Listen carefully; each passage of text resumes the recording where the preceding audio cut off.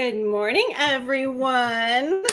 How are we all this lovely morning? Gosh, Max is right. You go away for a week and don't stream, then you come back, you're like, I can't remember how to do anything. I'm all nervous all of a sudden again. So welcome back, everyone. I feel like a heel, and I have not asked you, and I am so sorry. The con Saturday morning was a tad bit like insane because Tugs and I were trying to find each other and all this stuff. Did you have a nice weekend last time with Ark? How did that go? I mean, like, did you guys talk about Erebor and all that? Oh, we did. I've slept since then. Give me just a second to. Sorry, I'm just gonna like totally put you on the spot. Oh, so the Quest of Erebor was more or less like a Hobbit repeat. Okay. Like it was Gandalf. It was Gandalf telling his perspective to the hobbits about the Hobbit. Like what his backstory of talking to Thorin Oakenshield, and how when Bilbo was actually saying he didn't want to go, how frustrated Gandalf actually was, and how like Gandalf literally talked up Bilbo to Thorin, and for Bilbo to do that to Gandalf, he's just like, how could you do this? I am literally the most stubborn dwarf on the face of the earth. I finally convinced him to speak to you, and this is how you treat us. Oh my gosh, how dare you? So that was kind of like, we kind of talked about that, and then of course we talked about some Rings of Power news and stuff and such. But yeah, Ark was cool. That's awesome. Yeah.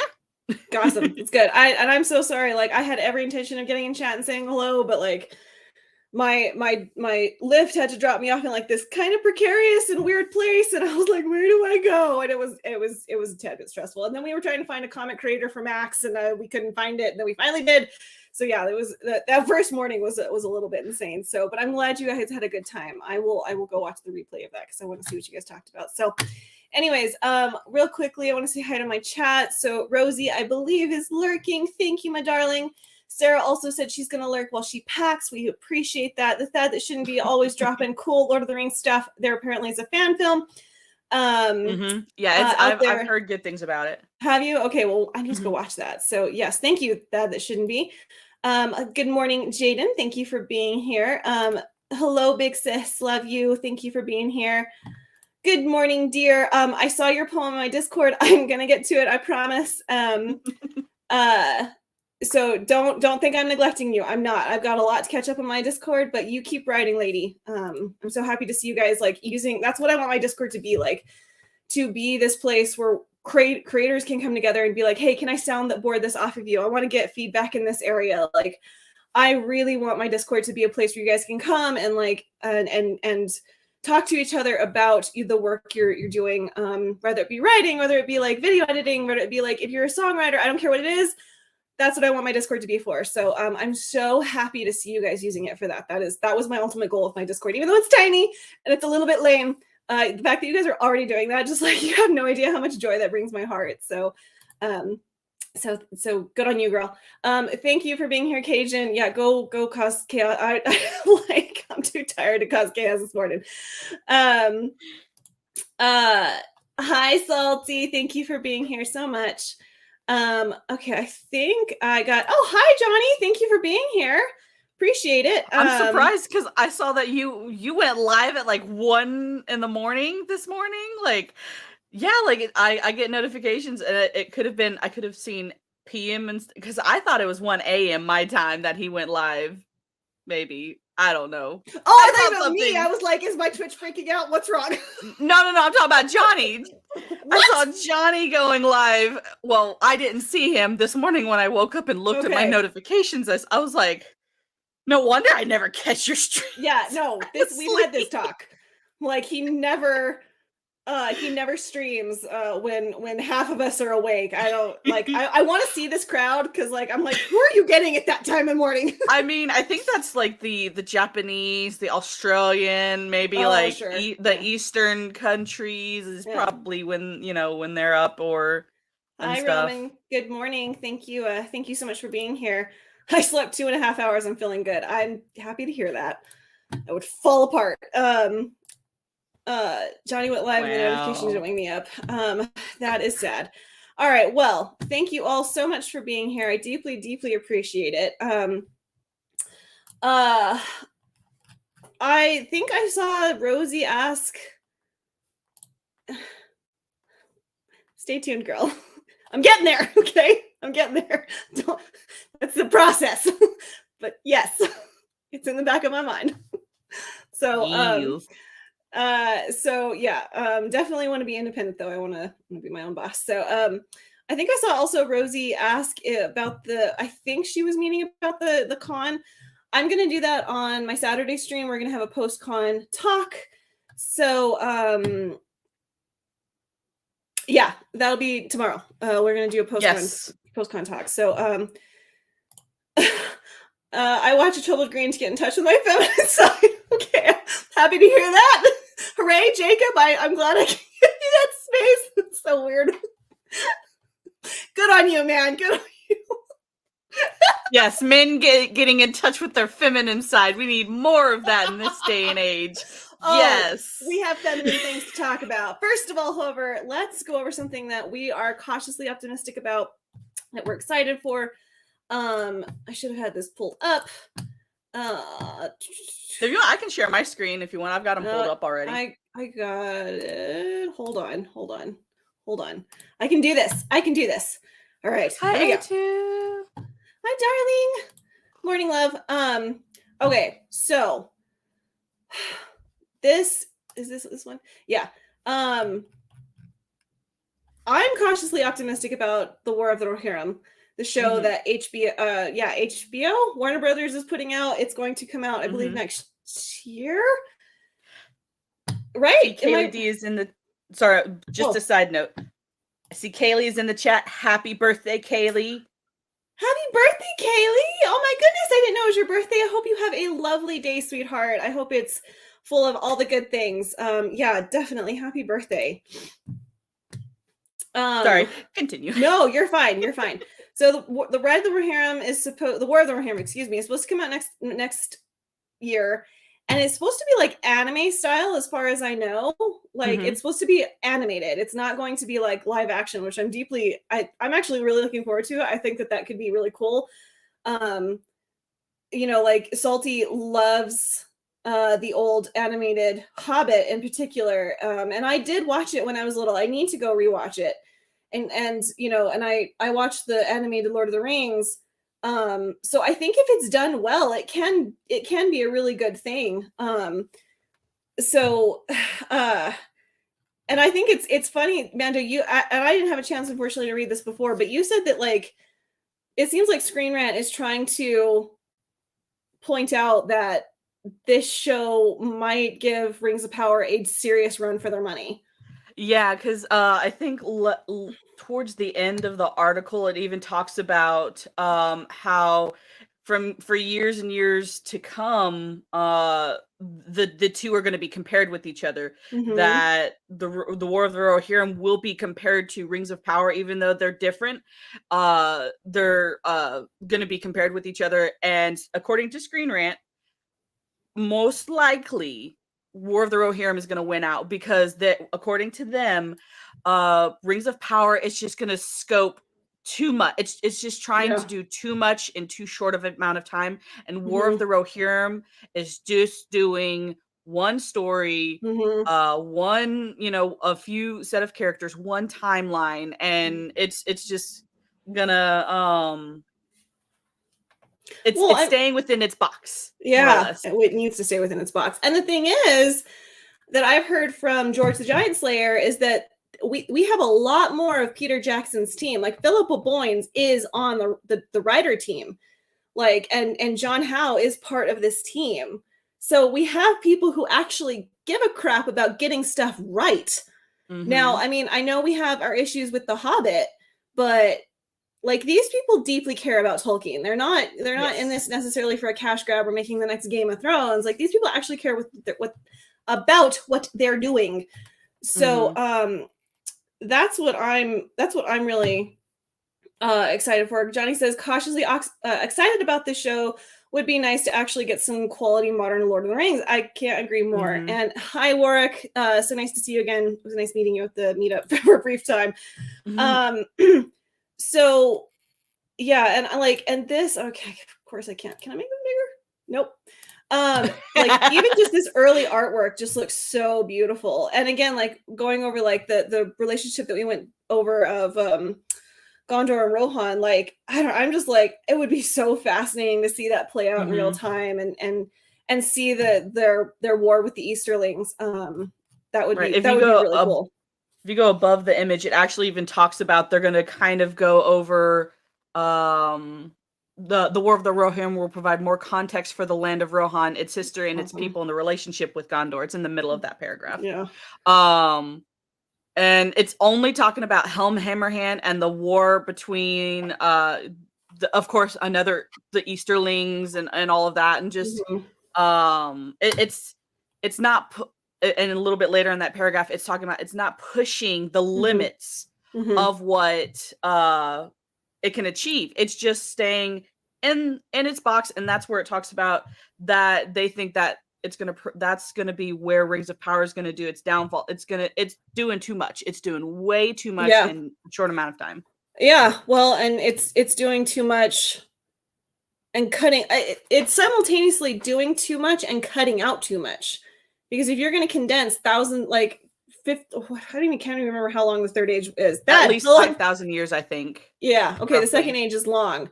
So if you're going to cut out that much info, it's going, like, to me, what the thing is about the Rings of Power is that it's going to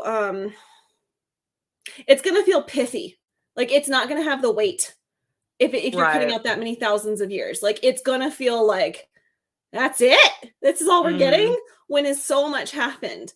So, go ahead.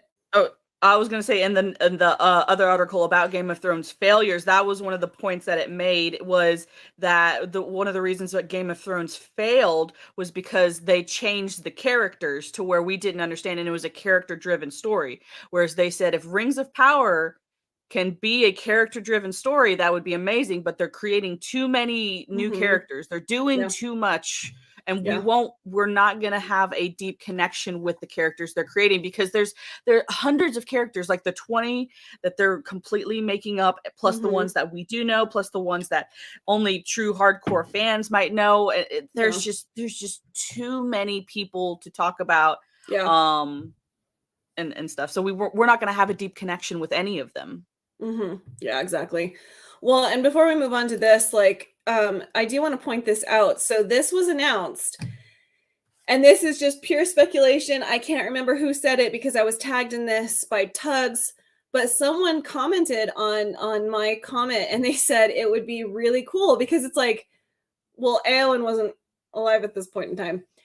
If she's telling the story of Helm Hammerhand to her children, and like she's gonna voice over the whole thing, like her and Faramir's children, I'm like, oh my god, yes, please give it to me. That would be so cool. Like we start at, like, they could like even like do like a zoom out, and like Eowyn's just sitting there reading to her kids, and it's just, once like this is a time period in our history, blah blah blah, and like turns the page, and then we get the War of the Rohirrim started.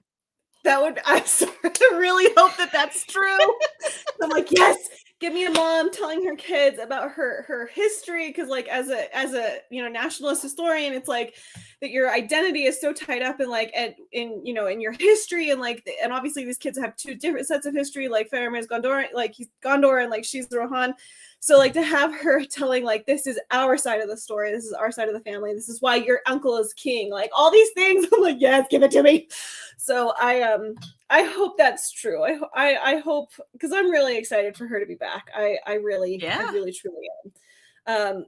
So the Rise of the Rohirrim is literally an anime. It's done by that person. He has done a lot of Ghost in the Shell movies and shows. I have no idea what that means. Yes, Ghost in the Shell is a really good anime. I haven't seen a lot of it, but what I have seen, it's the Ghost in the Shell is one of those classic animes that all anime fans will recommend you watch. Okay, cool. So anyone who's worked on that has my seal of approval. The Hobbit's going to look like one of the best trilogies ever made once The Rings of Power is released. Yeah, I couldn't agree more. If this anime is awesome while the Amazon Lord of the Rings show sucks, then I'll be begging for a anime. That's funny. It's about the war against the Dunling, I can't say it. There's too many D's, which led to Helm's Deep being named the Helmhammerhand. Okay. Amazon is trying to compress 2,400-ish years in the Rings of Prime, and they are planning flashbacks to the events of the First Age, which is a garbage fest is coming. Oh, that is dumb. And that's where we're gonna get that flashback of Warrior Galadriel being bullied by her big brothers, which we've gone through the Silmarillion, didn't happen. Yeah. So like the flashbacks they are gonna do, I don't think they're gonna actually, because they don't have the rights to the Silmarillion, and there's like the appendices don't go, like they don't really go into much detail about the First Age, so I imagine they're gonna make up a whole lot of complete BS. Yep. Yeah, because like, so this is Appendix A. Where the hell does it start? It just had the annals of the kings and rulers, the Númenórean kings, which is the Second Age. Yeah, there's like hardly anything in here of the First Age. They're gonna have to do some serious digging through the books. I mean, they themselves. Do have a lineage, like they have a lineage map. The lineage. Well, still, there's not a whole lot in there. So, in any case, I am super excited about Ride of the Hand. I think it's okay to be cautiously optimistic about this, and I think it's going good places. So let's all keep our fingers crossed that it absolutely gives Rings of Power a run for its money. Yes, and if it is good, let us shout it to the rooftops. Yes, Amazon and others need to know what we as Lord of the Rings and Tolkien fans do do like and what we don't like, and maybe some executive that actually wants to make money out there will look at this and be like, they really liked that. Yeah, let's do that. Yes, keep doing this. Let's stop ticking off all of the Tolkien fans. I want to make money. Exactly. I hit the dislike button twice and the like button once. Rosie, I love you. Don't ever change, Rosie. I adore you, girl. Don't. Yes, please. Okay, we kind of sort of touched on this. I don't care. Like, and I'm like 99.99% certain that I will not be reviewing the Rings of Power. It's almost like I feel conviction about it. Like I physically can't watch this show. So I'm like, yes, I'm going to stay in the good fight and all this stuff, but I don't think I'm going to review it. I don't know if I have it in me. I don't want to, I can't do it. Okay, hold on. Is there a new trailer? So much happened while I was in Dallas and I came back and I've been looking for it and I can't find it. Like somebody did a video about it and I still can't find it.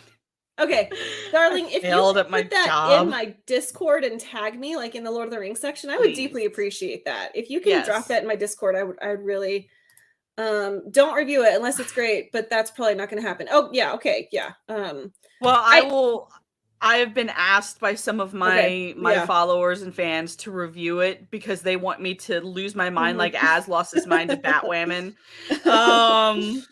And so I will be doing a review on that trash and I will try to be objective.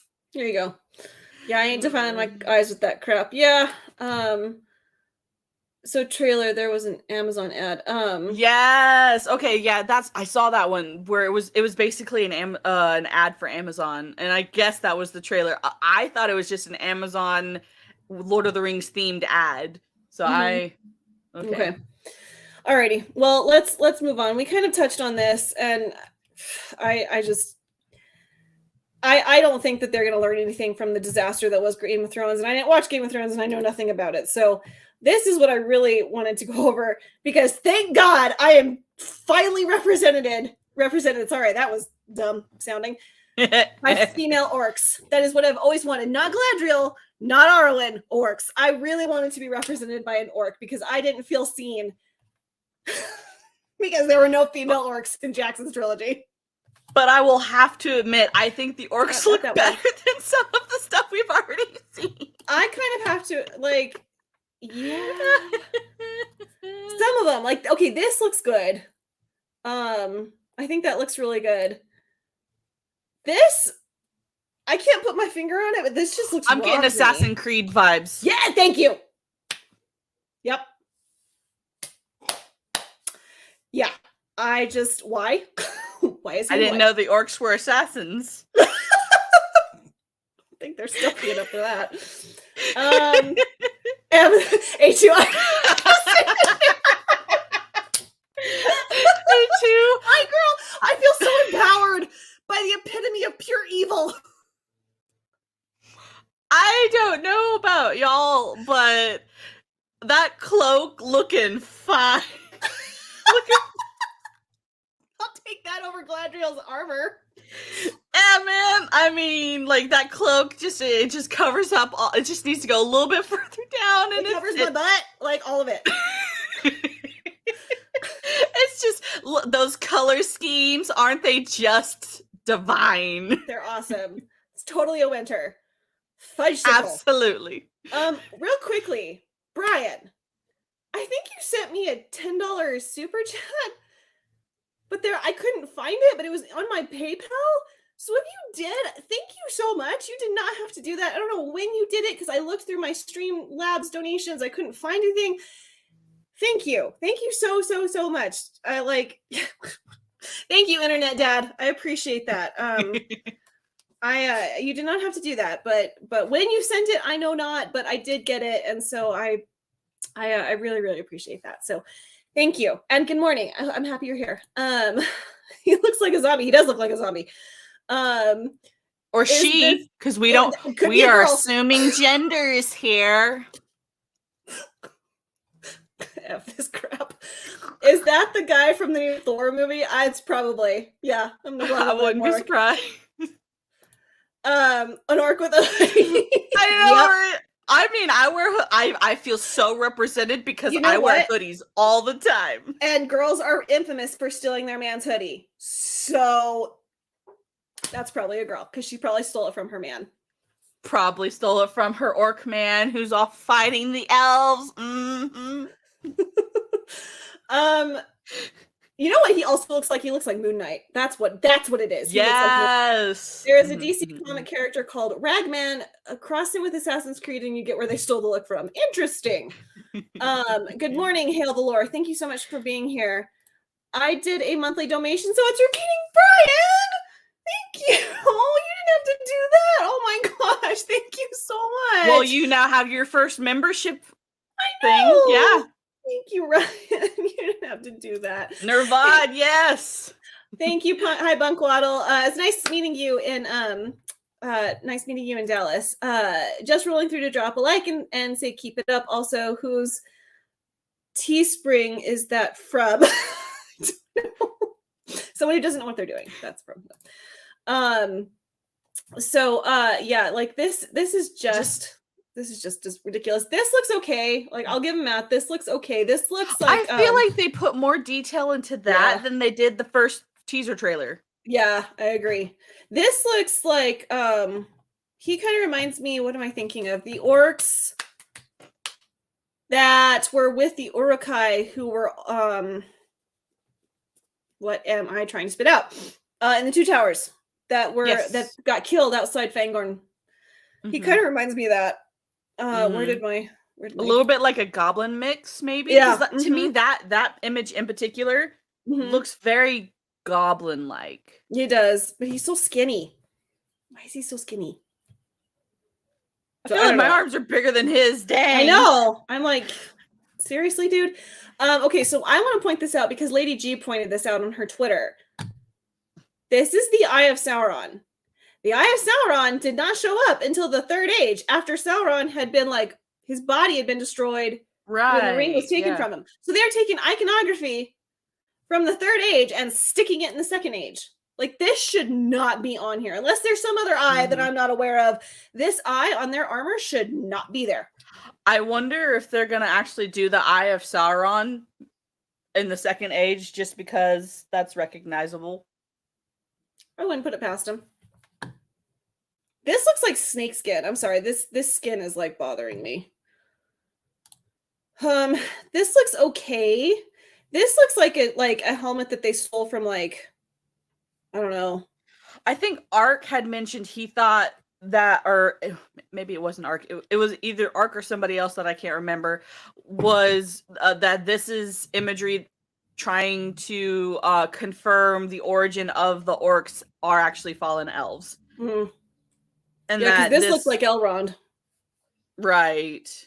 So it could be. I actually honestly think that the helmet was stolen and they're using stolen helmets. Yeah. But because that quote unquote flashback that we got, the helmet is similar to that flashback of, I guess, Galadriel's brother being taken by the orcs. Mm-hmm. Maybe it's trying to prove that the first age orcs were actually elves and that. So it's from Troy. They borrowed that look from it. Yeah, it does. It looks very Trojan. I agree with that. Thad. I'm sorry. This to me looks cheap because, like, if you think back to Jackson's orcs, like, it looked like they were wearing flayed flesh, which sounds disgusting, but like they were wearing leather. I'm sorry. I don't mean to nitpick, but that don't look right. I mean, the helmet looks okay, and the sculpt on this looks good. I think what the aesthetic they're trying to go for, from just reading the article that that was made into a video, I guess, by a lot of people, is they are trying to make you sympathetic to the orcs by saying they're broken down, they're just a ragtag bunch of orcs, and so they're probably stealing stuff, they're throwing armor together, they're not this war machine that we see in the trilogy. They're just trying to survive. They're trying to make orcs sympathetic, as we all suspected they were going to do. Yeah, well, I think it's pretty obvious that they're going to make Sauron sympathetic. So, who cares? Sauron still has eyes, doesn't he? It's the eyes of Sauron in the second age before he lost his body and one eye. Good one. Yes. That's probably their logic right there, girl. Well done. It's no longer the eye of Sauron, it's the eyes. Sauron. It looks like an album cover burning down the house. Yes. We have a new orc band. I'm not going to say boy band because that would be assuming gender. We have a new orc band, guys. The burning of the houses. Yes. I'm not an authority on Lord of the Rings, but I can tell you that a battlefield is a chaotic place, and foot soldiers did sometimes take armor and helmet from fallen enemies. Yeah, I'm sure. Absolutely sure. So anyways, there's that dumb font. So yeah, I mean, like, it's okay. Like, this is the only one that I feel like actually looks even somewhat decent. But I don't like how skinny this person is. This is blatantly blanking R'hllor. So I don't know. I'm just so over it. But yeah, the female orc thing, it's like, again, thank God I've got warrior Galadriel to look up to and female orcs. I feel so represented. I feel so seen. Absolutely, man. Yeah. I mean, if you wanted to be the strunk whammon ugliness power, we got it. Yep. Got it. We don't have to be beautiful to be strong. We have to be warriors. The Lord of the Rings production had some of the greatest attention to detail in cinematic history. I would argue that nitpicking is not only fine, but warranted. Well, thank you, because I've been nitpicking a lot. They've spent $1 billion plus on this production. I think we are allowed to nitpick if they don't do something right, because it is $1 billion with a B. Yeah. My friend, the Common Nerd, has a theory that there will be a female orc leader. Oh, thank God. Probably. The problem now is that no one believes into your evil anymore. Amen, girl. Amen. Right? No one is truly evil. They're all sympathetic. Yep. Norwegian death metal band called Wizard's Wrath, album titled Goblins in the Woods. Goblins in the Woods. I have seen that bony-looking helmet before. Kind of resembles the necromonger headgear from Chronicles of Riddick and the evil from Time Bandits, but that's not the main thing I'm trying to remember. Okay. I don't know what either of those things are. I haven't seen Chronicles of Riddick, but I do know of it. They look like vampires from Iron Legend. Oh, that's funny. Yes, they do. Especially with like the nose, like in the pointed features. Yeah, they're very vampiresque. Yeah. Brings up a very cognate point. When evil begins to be tolerated, it tends to be minimized. Yep. Mm-hmm. Didn't Prince sing about his list of what you needed and didn't need? What? I think he's talking to somebody else. 465 million for season 1. It's 8 episodes, not the original 25 as planned. Are you serious? Hold on. There were supposed to be 24 episodes for season 1? Please tell me you're joking. Is that for real? That can't be right. Are you serious? Are you serious? Was this supposed to be 25 episodes? That's insane. I think I remember reading that somewhere, that it was supposed to be 25 episodes for this first season. I think I remember reading that somewhere. Holy crap. I did not know that. That was news to me. Oh, okay. Yeah. I knew it was going to be more than 8, but I wasn't quite sure. I knew it was more than 8. Lord. Well, that means they're cutting out a butt ton. They are. That's insane. I had no idea. I did not know that at all. Holy moly. A female orc leader. I finally have someone to look up to. Yep. I know, right?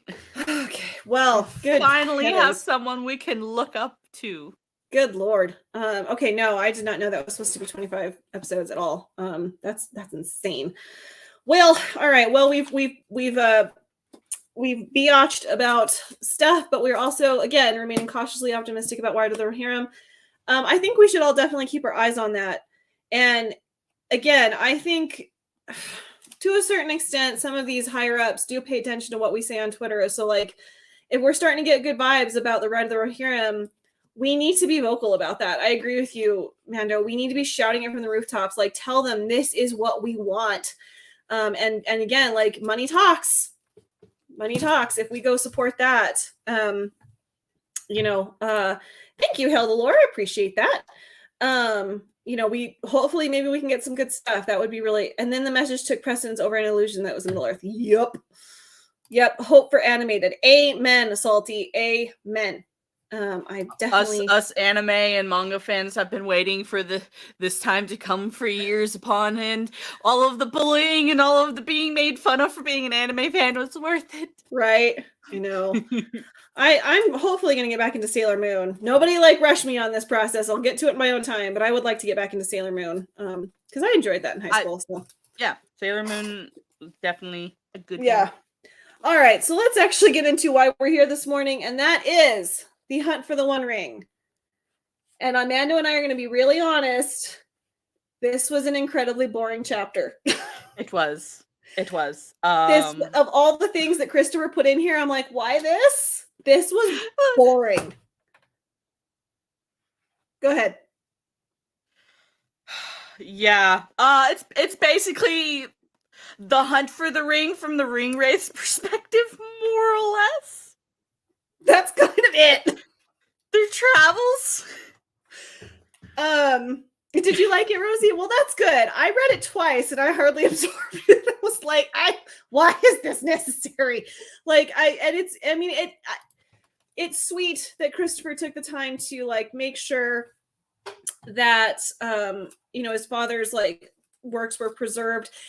And one thing I think that we can get into again is just how friggin' important Thranduil was. Sauron bypassed Lorien and went straight through Mirkwood. He's like, yep, no, I'm attacking him. That tells you how important I can just bring up a map of Middle Earth, where Thranduil's realm was, because Thad is Gundabad in the north. I can't remember. I get where all these the one Saturday I didn't bring up the map. Dang it! No, it's fine, girl. It's fine. I don't know if I'll be able to find that fancy one that you have. But that's the one thing that I took away from this chapter. Oh, it's small. Is that Thranduil was man, he was important. This will do.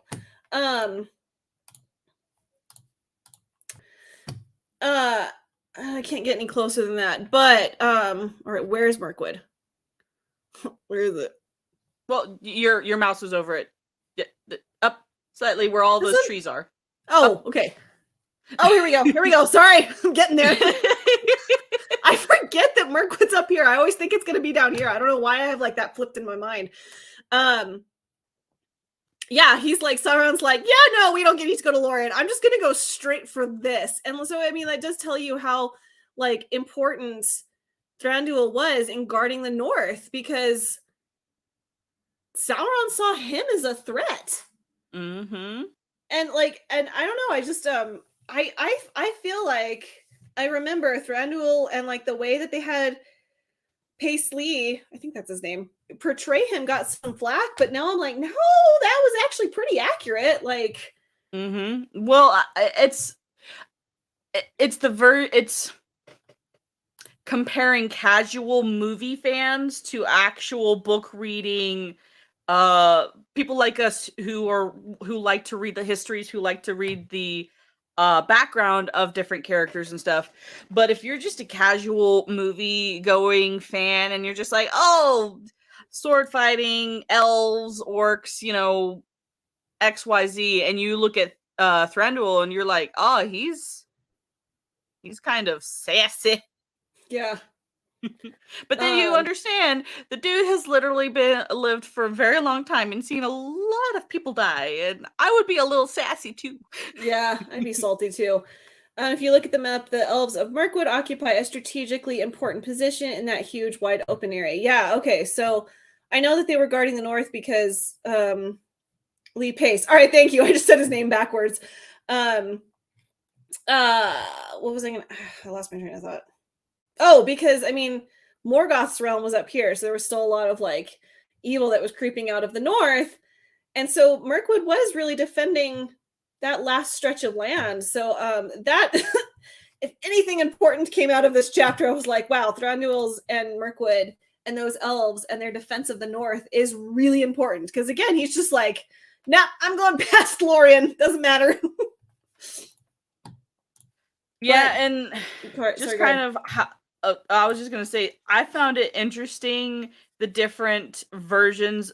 It was the different version of the Ringwraith's interaction with Saruman, and how Saruman, we get to kind of see into Saruman's mind a little bit here, and how he's like, I don't like you, but I also don't like you. Yeah. But I like you less, but actually I like you more. And I'm just like, so what happens when you try and play both sides, dude?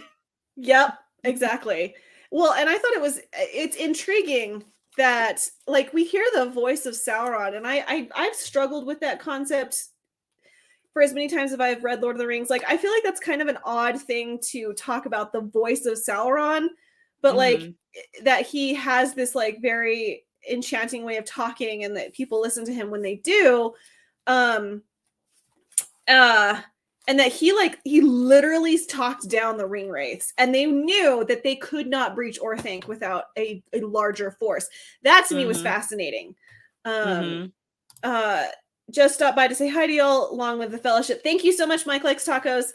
I'm currently reading The Fellowship of the Ring, and this book is awesome. Also reading it before the God of Forsaken show comes out. Yep, I think a lot of us are. Yep. Hey, Mo! So good to see you again. Thank you. I was so nice. I bumped into you at the con. It was lovely meeting you. So yeah, that was interesting. That so like sad I didn't get to go. I'm sorry, dear. Hopefully October. All got our fingers crossed for October. That the Sauron like literally stared down the Nazgul and they left. Like, I don't think that I have fully appreciated up until like that moment just how powerful Sauron is.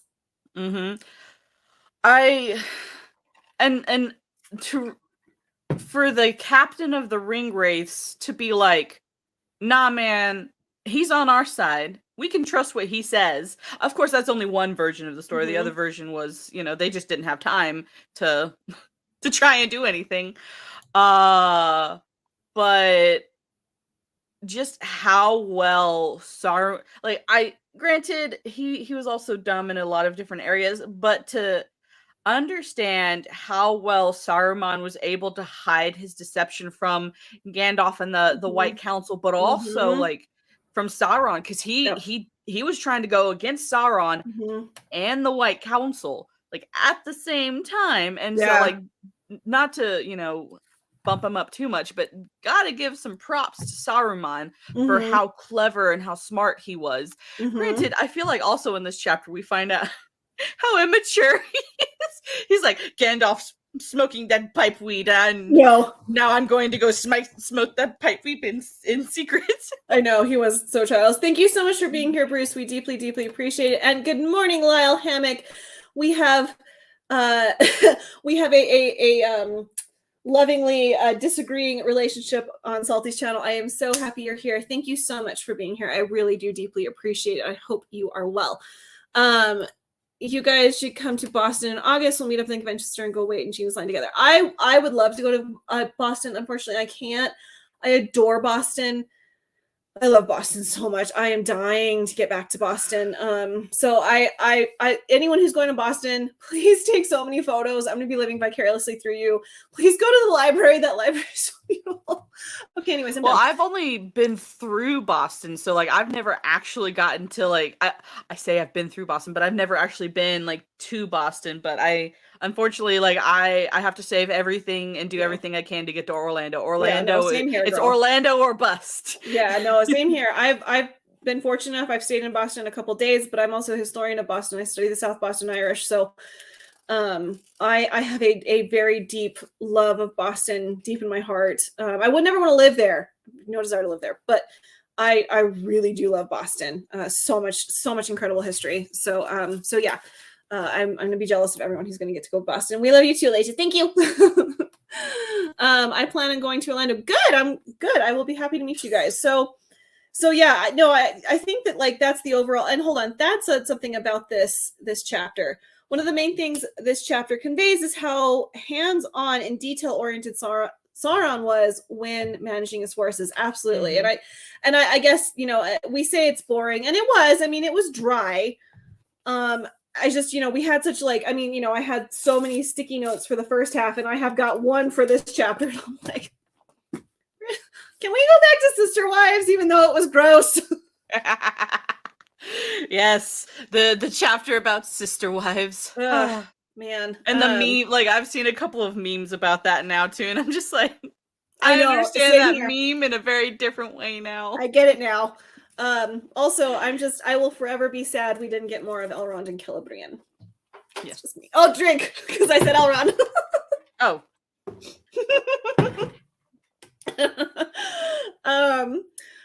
I'm going to Salem in September for my sister's wedding. Cool. Have fun.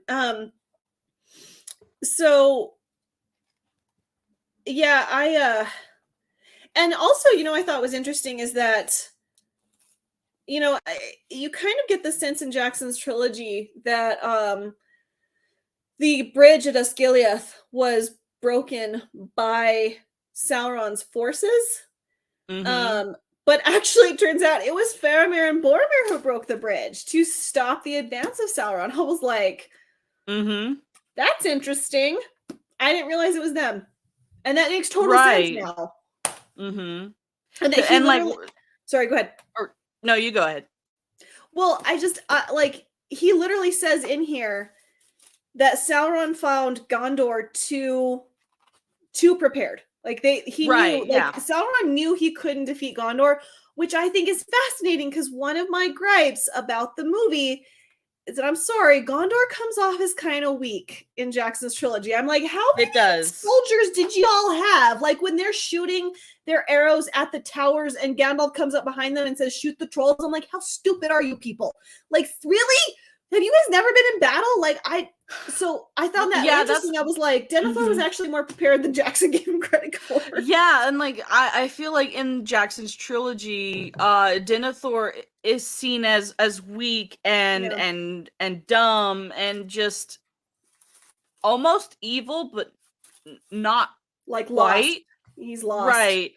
But in actuality, Denethor had been defending Gondor like valiantly and very strategically sound for many years. Like there's a reason Faramir and Boromir knew the tactics, and they had been successfully, at least as far as they could, keeping Sauron's forces just where they were. They weren't advancing. Granted, that Gondor wasn't gaining any ground, but they weren't really losing any more ground at that time. And that kind of goes to show like Denethor and Faramir and Boromir, like they were doing okay. They could. They really were. Real quickly, I have a $10 donation from the Thad that shouldn't be a contribution to the War of the Rohirrim Blu-ray Fund. Thank you so much for that, sir. I'm gonna give you this. Now is the hour. Riders of Rohan, oaths you have taken. Now fulfill them all to Lord and land. I love that scene. I got goosebumps. I'm sorry. I get goosebumps every single time. I wish I could make it longer, because like them riding out of Edoras, and it's just like, the music will get me. But that scene is so good. So anyways, thank you so much, that I deeply appreciate that. So yeah, no, I think you're right. It does show that like Gondor wasn't on the struggle bus, I feel like, as much as Jackson's trilogy made it seem like. I mean, they were on the struggle bus, but they weren't incompetent. No, I think that's the thing where that's Jackson's trilogy showed them as incompetent. Yep. They were weaker than they were previously, but they were not incompetent. And I think that's where Jackson's trilogy could have very easily, like, you know, like with the example you gave, like shoot at the trolls, like. These men are not stupid. They've been fighting this battle for a long time. Like, give them some credit. Yeah. You know? Yeah. I mean, like Minas Tirith was never supposed to be the capital. I believe it was Ithilien. Like, Minas Tirith was a stronghold, much like Helm's Deep was. It was not meant to be what it was. So like if your city is, the whole point of it being built is to keep an eye on Mordor, it feels like the forces who are defending it should know what they're doing. Like, you know what I mean? And then when you know Faramir, during that scene, they have to get the horses and they ride out, and Gandalf has to save them from the Witch King. I'm like, what are there, like 40 people in that group? Like, what the hell? What is going on? So that, I mean, I do have to say that is one of my gripes about Return of the King. It's just Gondor just looks vastly outnumbered to the point of being like, this is kind of silly. So let me catch it with the chat just a wee bit. Sauron also kept delaying the assault on Dol Guldur because he was expecting the ring to be drawn to Sauron, allowing him to find the ring. Yeah, and I thought that was really interesting that it was like they were playing chess. Like they were like, who's going to find it first, and who can I get first? So no, I agree with you. I think that was super. Did Denethor and Faramir dirty? Yeah, especially Faramir. Faramir is such an honorable man. I mean, he just. I love Aragorn. Don't get me wrong. I love Aragorn. I love Éomer, but Faramir he is like the epitome of honor, and I really loved his character. And I understand why they made that decision to change his story arc. I get it, but it made me sad. That he says, even if this thing were at the side of the road, I would not pick it up. And then movies, it's just completely so I agree. I absolutely agree. Once the Witch King started to push, that eventually led to the Battle of the Pelennor Fields. Faramir and Boromir led the armies in the north in strategic fighting retreat. Yeah. To be fair, Jackson's trilogy is probably the best live. Oh, no. We're not saying that at all. Absolutely not. No, we're just like, I mean, book purists are going to gripe about things. Like if you watch the appreciation stream we did for Lord of the Rings for my birthday 2 Sundays ago now at this point, no, I mean, like, trust me, Hail the Lord, we adore these films, but as purists, as people who love the books as much as we do, we're always going to have, like, Johnny64, who I don't know if he's still lurking, like, his thing is, like, that the scoring of the Shire is not in the movies, and I mean, like, to me, that would have been exhausting to have to watch, like, one more battle, like, we got to do one more thing, but Tolkien, again, like I have said on the stream, Tolkien put things in very deliberately. he did things with a purpose. He didn't just put in willy-nilly lines or willy-nilly scenes. Mhm. Like, even though Tom Bombadil drives me insane, and it takes everything in my person to not skip those chapters, because I understand, like, he's in there for a reason. And when we get to the Council of Elrond, we understand that Elrond's like, no, we're not giving the ring to that guy. Like, I mean, it's just, you get this idea that Elrond is like, nope, Glorfindel, sit down. I'm not getting into this. So you understand there's some history there that Elrond is like, no, and don't ask me why. So, it's So would you ever read The Adventures of Tom Bombadil? I would, because when we were reading the chapter about Celeborn and Galadriel, there's some hints in there that there's more of their story in his book. So yes, I actually do want to read The Adventures of Tom Bombadil, and I have it on my Audible, and it's only like an hour long, so I can get it done in a day. So yes, I know I do, but he's an infuriating character. And there's a reason Elrond reacted like that. It's like, shut up, Glorfindel. Nope, not having this talk. Well, by the time of the War of the Rings, Sauron forces so outnumbered the free peoples that there was no way they could have won militarily. No, that's true also. I mean, and again, this gets back to like this idea of like, are you strong enough to weather the storm? And Tolkien writes that yes, they were. They weathered the storm. And again, it's like this idea of hope that's written into you. I think Return of the King more so than any of the other books. It's like, if you are strong enough to weather that storm, you're gonna come through it. So, and one of the other things like about that. Oh no, the thoughts leaving my brain as I'm talking. No. Oh yeah. So after the big battle, so think about this like World War II, right? This is or World War I. This is where all of the fighting men were coming back home, and then to realize right after that the Industrial Revolution is about to really kick into gear, and like what. You were smirking. What did I say? I am. I got a donation. Please finish. It can wait. Oh, okay. And like when Tolkien came back home to the Shire, things were different. Everything that he had known, Oxford, his whole world was completely different. And so I believe that's part of the reason why Tolkien put the Sundering of the Shire in there, is to convey his shock and awe and disappointment, because they've been fighting this big battle, this crazy thing. They're like, we won, let's go home and celebrate the victory, and to come back home and realize everything I once knew is just completely gone and changed. I think that's kind of a metaphor for where he was at that point, when everything was happening. So that's said, kind of girl. I know you thought of that. That is well said. All right, so one of these days, I will say your name right, and I am still ashamed that I can't say it. Vardarniana. It's one of the trees in Middle Earth. I love you, dear. You need to like phonically put it in my Discord so I can like start absorbing it. Because y'all are awesome. If I get to choose, can I get a Thranduil clip, please? He's handsome. Of course you can, my dear. Of course you can. If you guys ever want a specific clip, just put it in your donation. I will give you that specific clip. Absolutely. So here you go.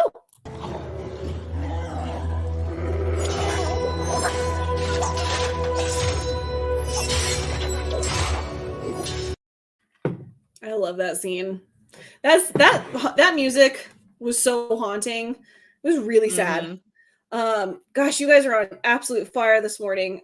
Thank you so much for all of your comments. Let me see if I can okay, so yeah, okay, we got to that one. I always wanted a story about the 17 years that Gandalf spent mostly in Minas Tirith. I agree. I like there are so many things. I would love to know more about Eladine and Elrohir fighting with the Dunedain in the north. I would love to know that. I would love to like see that dynamic of them being brothers with Aragorn. I would love to know more about the twins. And sadly, just we know so little about them. But I agree. I would have loved to have that story. PJ edited out the Gondor's larger southern army was pinned down by the south by Sauron's southern forces. Aragorn used the army of the dead to free them up in the book, and that's who he led north. Okay, yes. I am fuzzy on the details of Return of the King. Minas Tirith was the only capital because Osgiliath was destroyed. Yep, and abandoned. Yes, absolutely. But when the plague happened, Tom Bombadil, Goldberry, and their land are there as the last representative of how Arda was before Melkor sunk his power into it and tainted it with his nature. Interesting. Mm-hmm. You know what? That makes total sense because Goldenberry, she's weird. She's weird just like him, but it's like this untouched, perfect realm. I hadn't even thought of that. Matt, the point remains that Sauron was going to win, and the only ring's destruction is how he could. Okay, so they're talking to each other. Sorry. You're welcome, dear, and thank you so much for the $5. You are so well loved here. Here, let's see. There, Ia, nah. Dari. Oh, I'm sorry, my dyslexic brain is just like, nope, I refuse to get this. Vardariana. Vardariana? Vidariana. That's what I'm going with. We're just gonna they're gonna do a blooper reel about how many times we've tried to pronounce their name. They're just gonna clip every single time we've tried and mispronounced it. It's gonna be a collaboration. It's gonna be great, guys. Make it happen, somebody. You memers out there, make it happen. No one cares about Elrond's twins. No, they don't. It's very frustrating. I know. No, we're close. We're getting there. Okay. Yay! I can't do it twice though. Dang it. Pathetic. So anyways, all right, well, gosh, you guys, chat, thank you so much, because we were really worried that we were like, we're not having anything to talk about because this chapter is boring. So thank you guys for being on fire. You guys are showing up for us, and I deeply appreciate it. And you know what's also interesting about this chapter? It's funny, we're saying like this chapter's so boring, but it does reveal a lot. How much back and forth Grima Wormtongue was doing at this point in time, and that he was actually dealing with the wraiths themselves. That was interesting to me, because I always thought if he was just he's just a Wormtongue, he's just a weasel, but no, he was actually, there was a lot of back and forth that he was doing during this time. Yeah, I think the biggest reason why I always, just in my general life, I prefer books over movies is because you get those little details that you can't get in a movie. You get the a little bit of backstory, you get to understand Wormtongue's how entrenched he was and how loyal he was to Saruman. In the movie, it's after he leaves Theoden, he just goes to Saruman. Well, we kind of expected that, but why was he so loyal? Why did he follow him until the very end? Which the other thing that you don't really see, because in the movies they kind of kills Saruman off, Grima pushes them off of the tower, but what actually happens in the book is very different. And I also think that the book ending for Saruman and Grima was better. You do too. No, I agree. No, I absolutely agree. Because go ahead. Wormtongue does betray Saruman, but he does it in a way that it just has a little bit more meaning. You get to see into Wormtongue's mind a little bit and see that he was also corrupted by Saruman. Absolutely. Lyle, the War of the Rohirrim, we are very cautiously optimistic about it, and we are very excited. If you go back to the beginning of the stream, we talked about it, and no, we got all fingers crossed. And trust me, if it's good, I will get on the rooftops, Mando with me. So many of us will be on the rooftops shouting its praises. So yeah, we are like this, my friend. I am very cautiously optimistic, and I'm really hoping it's good. I really am. If I'm going to pour my support into anything, it's going to be that. It's not going to be War of the Rings of Power. It's going to be War of the Rohirrim. Why can't I talk today? If you could turn the whole chapter into a TV show about espionage, scouting, and spy stuff that went on, the back and forth between Sauron, Saruman, and the allies of the White House. Oh, that'd be cool. That'd be very cool. That would be. They have the rights to all of that. They could have done that instead of what they're gonna do, which whatever. But I feel like us as fans, because we know the material better. I know that the creators of Rings of Prime are saying, "Oh, JD and McKay, they know the lore, they know the background." But well, if they knew the lore, why aren't they coming up with the same things we are? A spy movie or TV show, or what was going on like while Saruman was trying to play both sides. Like we could get like a series based off of Saruman, his travel with the Blue Wizards. We could get a series off of the Blue Wizards. We know we could have nothing about them. Yeah, we could have a whole season of Galadriel in Khazad-dûm. No, it's not Khazad, in Moria. Yeah, like that could be a season unto itself, because I'm like, yeah. Mm-hmm. And it could be about her relationship with Celeborn, like, why he refused to go with her, why, his hatred of the dwarves, why he hates the dwarves. We could get a little bit of background. If they wanted to go into the First Age, they could get the fall of Gondolin a little bit. Mm-hmm. Like, there are just so many things. There are just so many things, and they choose to be lazy and to do what they're doing. Like, it's very sad.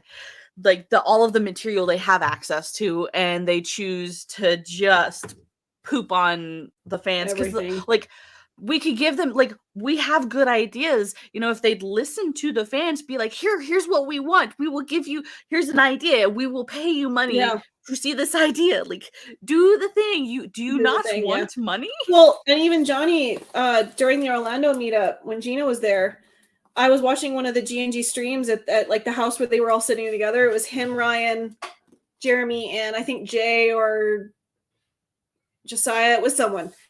And Johnny said was like, I would be willing to take half my savings and pour it into a good show. And I'm like, the entire fandom would be willing to do that. All of us would be willing to chip in for that. Like, that's how serious we are about this. Like, all of us would rally behind that. So it just, they don't get like how invested we are in having good content about stuff that we care about. It's just, I don't know. So anyways, sorry, that was a diatribe. But yeah, I lost my train of thought. Sorry. Well, I like what Lyle is talking about. Like, that's another kind of little bit of little gripe about Saruman's character in the movies, is like, you don't see all of his own planning. Like, Saruman was a complex character. He was. And you don't see, you do. I agree with you, Lyle, that they made him his lackey. They made him kind of like his lapdog, that he was fully invested in what Sauron was doing, and that they didn't really show that he had his own plans. And, I'll always kind of also be a little bit annoyed that they kept his robe white, that they didn't have like the coat of basically many colors. Like, I feel like that was significant again to Tolkien, because it's I think Sauron even has some sort of line that it talks about, like, it represents the changing of the world, that time is changing, and that the way we look at things is changing, and so I will always kind of be annoyed that they didn't change his robe color, because again, Tolkien did things very deliberately, and when Gandalf came back, he was Gandalf the White. He was not Gandalf the Grey anymore. So, I agree with you, Lyle. I think there are some characters that, again, we love the trilogies to the nth degree, but it doesn't mean that there aren't things. And the fans, the thing is, here's the thing, and I think we need to make this plain. Even if War of the Rings of Power was like the most perfect thing, we'd still find things to be annoyed about. But that's only because we care. And the thing is, we're fans. That's what we do. And let me use this as an example. I watched Terror on the Prairie. I didn't love it. One, it was way too intense for me. Like, I physically cannot take that level of stress. Like, I had a friend who very luckily got to go to the premiere and saw it that night. And I was texting her and I was like, please just tell me what happens. I physically cannot take this stress. This is really stressing me out. I can't take this level of like suspense. Like, please tell me what happens. It was a good movie. Do I think it was perfect? No. I think there were plot holes. I think that there were some things they could have done better. I love Gina. Don't get me wrong. I have met her. I am 100% behind this woman and what she's doing. She represents so much, and I am so proud of her. Okay? Let me be clear about this. But the fact of the matter is that on our side, even though I hate that terminology, the other side, it's like, oh, if you criticize The Last Jedi, you're a sexist, or you're a racist, or you're all these things, you're the ists. You cannot be above criticism. You have to be willing to take constructive criticism and be like, this time we will learn. You know what I mean? So even if this was perfect, does not mean it's above criticism. It does not mean it's above critique. And the thing is, critique is how you grow. So I'm not going to sit here and say like Terror on the Prairie was like some perfect film, because it wasn't. There were plot holes that were not wrapped up. There were issues, I think, that that they could have handled better. But the thing is, if we push them, it will push them to make even better content the next time around. So even if this were perfect, trust me, we would still be sitting here and being like, that's not right. Why did they change that? That's just who we are as fans of these books, because we are fans of the books first and foremost. So sorry, that's my soapbox. Oh no, like totally agree. Like that's I feel like over the last 5 to 6 to however many years, they have forgotten the power of fandom. Fandoms can change things for the good, but they can also change things for the bad. Like a good example of toxic fandom was how Star Wars people treated George Lucas after the prequels. I am sorry, that was unacceptable, and I fully understand why George Lucas sold sold Star Wars. Like I understand, but I've also seen where in the Sonic movies, like the fans were like, "No, that's not what Sonic looks like. Change it. Be accurate." Yeah. So like the companies just don't understand, like if you give the fans, like if you make something that the majority of fans, there's always going to be those outliers who are like, I hate it because blah diddy blah, whatever. But those are the minority. Yeah, they're very loud, but the majority of us fans, like take Az from heel versus Babyface. He spends probably thousands of dollars on statues of things he likes. I am like trying to rebuild my library because I love books, and like rereading the Lord of the Rings stuff has like reignited my passion for just reading books again. Like we are willing to throw down hand over fist full of money. And like I just, it kind of feels like it came suddenly that the companies just started like spitting on us, but at the same time I feel like on some level, like I understand why some companies are fighting back against us, but at the same time, like that's not a good idea if you want to make actual money, because the normies are gonna pay for it one time and they're gonna be like, I'm done. Whereas we as fans, like we're gonna pay multiple times. Like I'm sorry, like when they're not out, unfortunately, but I have almost every single figure from all 3 movies. Like I can't remember which production company it was who was producing the action figures at that time. Like I have all of them. I have the One Ring still that my parents bought me in high school. Like I am willing to drop so much money in any of this, and I'm like, nope, you're not getting a dime out of me. Like, but again, if War of the Rohirrim, hell yeah. Like I don't have that much space anymore, but yeah, I will be dropping money on it because I want to support that.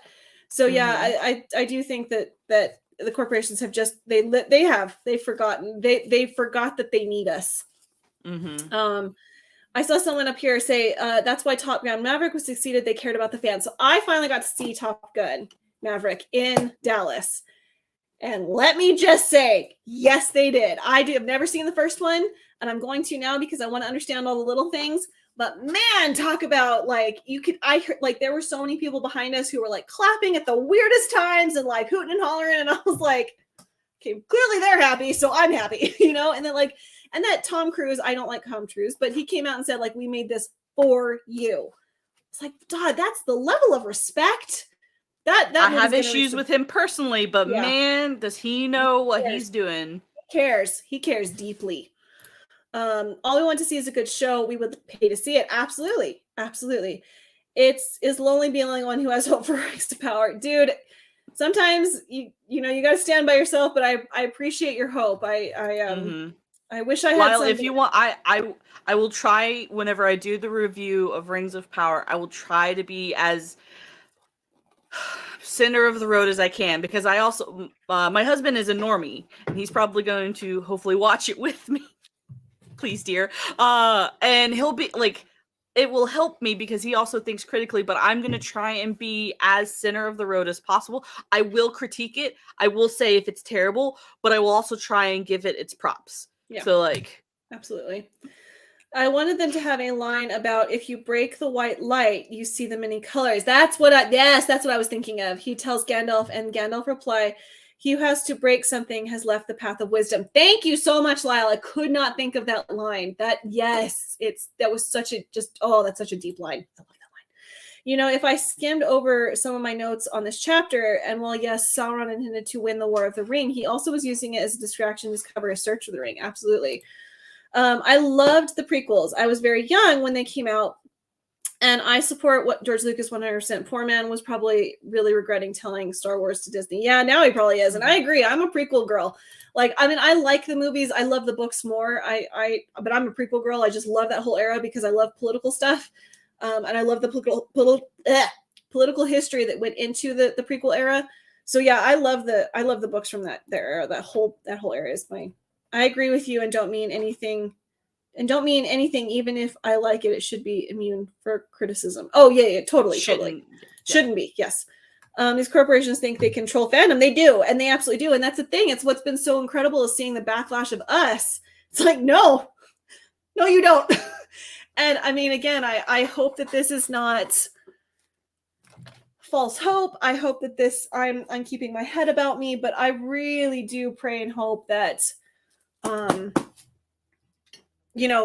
if Amazon is backed off even completing the studio where they're supposed to be filming in England, if those studios are not done, and if any of you don't know what I'm talking about, go watch George the Giant Slayer's videos on this.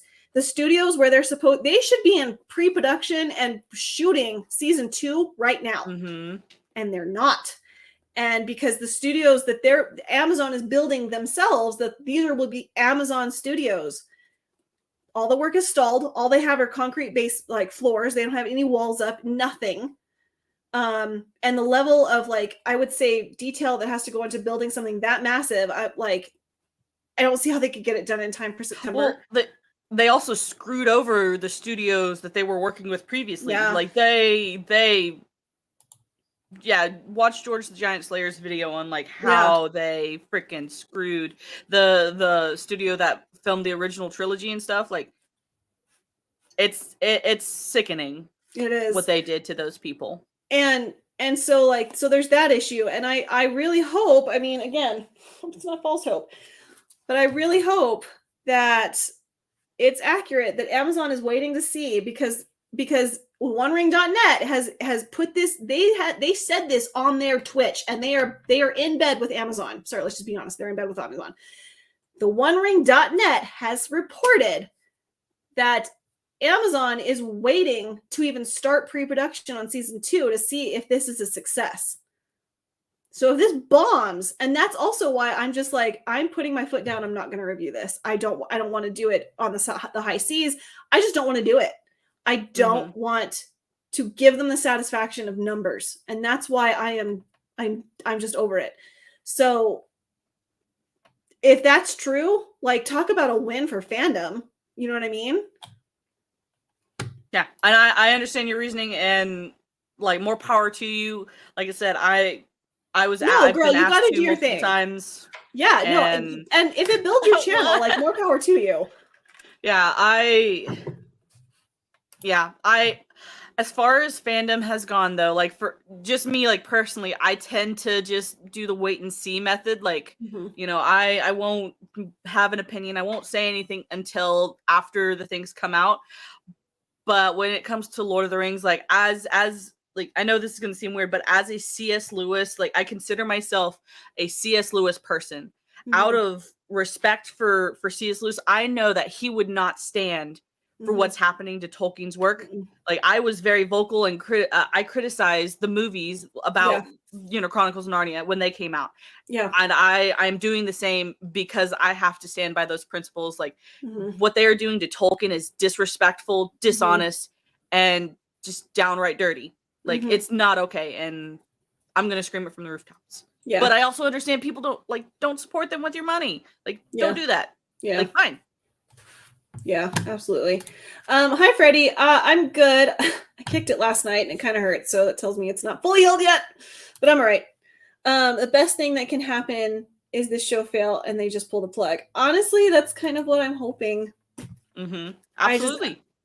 If they pull the plug, that would be fantastic. I really do hope that happens. Maybe they'll go back to the drawing board and be like, so this is some of the fans have said they wanted. Maybe we'll give this to them. Yeah, wouldn't that be something? Don't hold your breath, but I mean that would be something. So yeah, I don't know. We'll see, but I don't know. I like. No, and like, please go review it, girl. I'm all for that, and I will be there to support you. But me personally, I'm just like, nah, I'm done. What anything to do with this? I will find other ways to grow and learn and do all the YouTubey things. So I do think they will get numbers. A lot of my friends who are normies will watch and they will care less if canon is followed. Absolutely, and that's the thing. They're banking on that. They are banking that normies are going to show up. And they're just like, fantasy, swords, goblins. And literally that is all they will understand. They are banking on that. Trust me. They paid a lot of my normie fans are the same. Yeah. They paid a ridiculous amount of money for these rights. So they will probably get some new creators to try to make another show or movie out of those rights. That wouldn't surprise me. I haven't purchased anything from Amazon since they dropped the first trailer in February. I used to buy books from them all the time. Good on you, girl. Unfortunately, I have to be honest. So the Histories of Middle-earth that I have down there, I had to get those on Amazon because I wanted that specific set. Like I am OCD about like what sets I have. They have to be matching. So I had to get the complete set of Histories of Middle-earth off of Amazon because that's literally the only place I could find them that I knew I was getting that particular copy. Yeah, I've been looking at my local thrift stores. Like I've bought a couple books from different my local places, and I just finding all 13 histories the same, like it's not, yeah. I can't find them. Hold on. One of these days I'll have a bookshelf like that. One day. So this set's a little more readily available. This set came out when I was in high school. So they have wrong way. They have very specific like illustrations on the cover. So this set is usually a little easier to come by, but even still, they only did the first 5 in this particular, and this was Del Rey. And yeah, I've seen that one on sale, and I want all 13. I know. That's not all 13. It's not, and this is the Unfinished Tales, but like I have The Shaping of Middle-earth, and I think the Book of Lost Tales Part 1 in this set. So I've got I have 5 different copies of the Book of Lost Tales simply because I have a really bad problem about buying books. But anyways, it's like I could be buying shoes, but I'm buying books. So, but like, yeah, I really wanted that black set because there's just something about those spines. I'm weird. By the way, are you going to read The Nature of Middle-earth? I hope to after I finish Morgoth's Ring. Yeah, probably at some point. That probably honestly will be if I I don't know. The Nature of Middle-earth, I've heard some things about it. That some Wokies got involved in the editorial process, and I'm like, I don't Nerd did a video on this a long time ago, and it was about the dwarven beard thing. It was about the women beard thing. They removed a footnote from The Nature of Middle-earth. Oh, okay. About the beard thing. I don't know. Something happened with the production of that book in particular. That some of the Wokies got their hands on it. And because that was the very first book we've ever gotten that Christopher wasn't involved. So I'm a little like, I want to read that like last, like the very last thing I read so that I understand if I can like identify that crap. Have you heard the rumors about a new book that's coming out that I don't remember the title of it, but it's basically yes. What are your thoughts on that? So I was talking to European Lore, and he's like, "Go buy this book," and I trust his opinion, but I don't know. Like I didn't have to. Again, this dropped while I was in Dallas, so I didn't have time to like really get into it. But I want to get that. I think I like, if anything, if it's a bunch of trash, then I'll rip it a new one. But I kind of want that book. I don't know if you want to bring that up, you can. But yeah, I deeply want that book. Yeah, those are the ones my dad has got. Nice. And it's kind of aggravating. So the War of the Ring, for whatever reason, those particular copies are out of publication or out of print. So the black spine are like $80 each. So I had to get the new golden versions, which is Barnes and Noble's printing, which is fine. It's not a big deal. But so I have like 4 books dead there in the middle with golden spines, and I have the rest are black. But it's okay. It'll match up. I've got a article up about it if you want. Okay. Yeah, if you can share that would be great. My first 5 books were from the 80s, and the cops at Unfinished Tales 1980. I love the art. I bought them in the early 2000s. That's cool. Oh, did you send it to me on Discord or did you share? Oh, okay. That's me. Sorry. And records. I cannot buy that. Yeah. Hold on. Jumped on me. Where'd it go? Okay. Hey, ladies. Sup, chat. Been listening while I was running around getting groceries. Great stream, but I've got to go. Got to stream in about 10 minutes. Y'all take care. Thank you so much, Ark. I deeply, deeply appreciate it. The nature of Middle Earth is trash, and I hate it with a passion. Oh. Okay. Well. Huh. We've got some hot takes here. Hot take. All right, here we go. All right. So this is kind of the pop culture. That's where I found the article, but it's going to be HarperCollins. Yeah. And basically they're just collecting a lot of Tolkien's writings on the Second Age of Middle Earth and making it into a book. Yeah. Which is not dissimilar from what Christopher was doing, but okay, so European lore is like, go buy this book, but it's also like, who's editing it? Who is doing this? They did say edited by Brian, that word. Syllabi? Yeah. That sounds familiar. And it's going to be illustrated. No, go away. No. And it's going to be illustrated by Alan Lee, and he's done a lot of other illustrations before.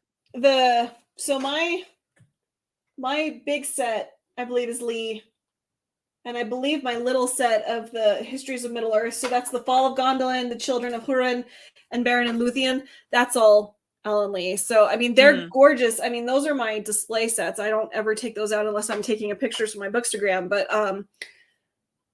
I mean, I think Silby is, if that is still here, I think Silby is one of the more respected. He's not Shippy level of respect, but I think he is one of the better historians when it comes to Tolkien.